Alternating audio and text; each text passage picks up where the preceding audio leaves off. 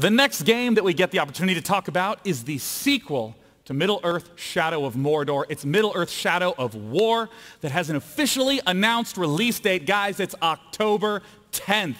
Here to talk to me about it is Michael DePlater, the Vice President of Creative at Monolith. What is up, Michael? Hey, thank you very much. Thanks for the chair. Hell yeah. Well, the chair is a nice break from all that grueling standing. Yeah.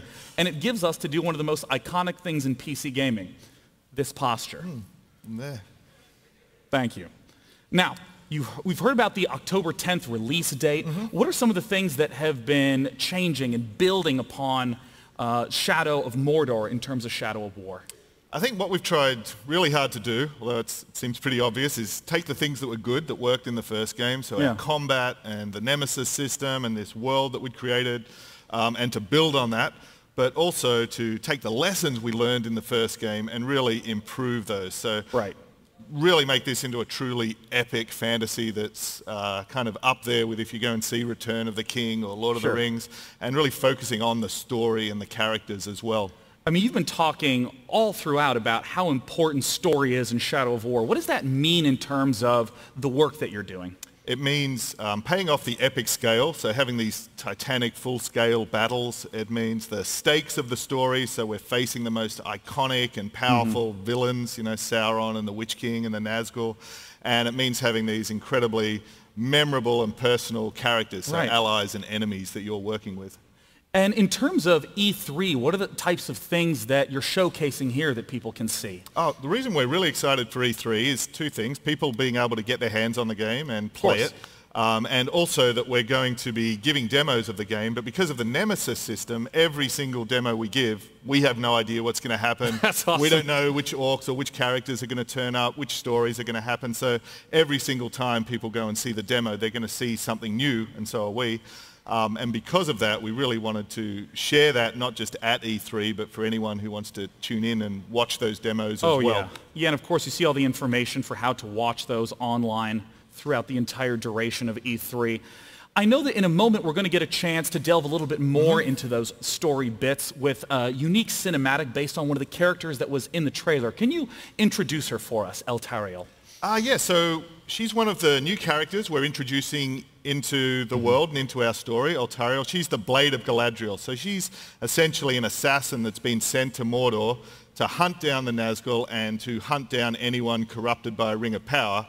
And you, as Talion, are running around Mordor wielding a ring of power. So there's some interesting tension in that relationship with her. But she's this awesome character, and as well as that, she gets her own fully playable campaign in our first major story DLC as well, which is the Blade of Galadriel. Well, before we hop into that, I just want to say, Michael, thanks so much for coming on to talk about Shadow of War. We talked about how important story is to Shadow of War, so let's take a little bit of a look at 2 minutes of the cinematic, Eltariel meeting Talion.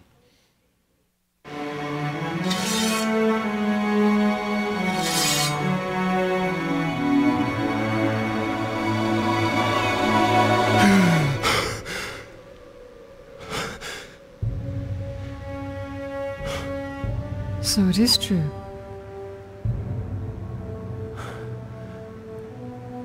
You killed me. And yet you live. What is that like? To die and live again? Do you feel pain? Do you suffer? What of the city? Of the Palantir? The Nazgul have taken both. They belong to the Dark Lord now. Then I have failed. What if you keep fighting? He wields the light of Galadriel. He can recover the ring. Your rings are the cause of all this, Elf Lord.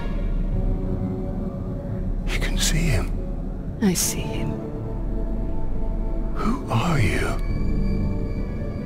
I'm the Blade of Galadriel. Since when does Galadriel work with assassins? Great threats make for unlikely alliances. You know this better than most. Now tell me more about this ring. We crafted it to defeat Sauron. But it was lost.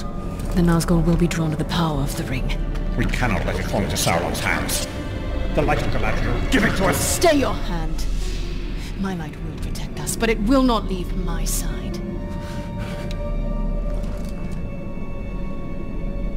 We must move quickly. Try to keep up.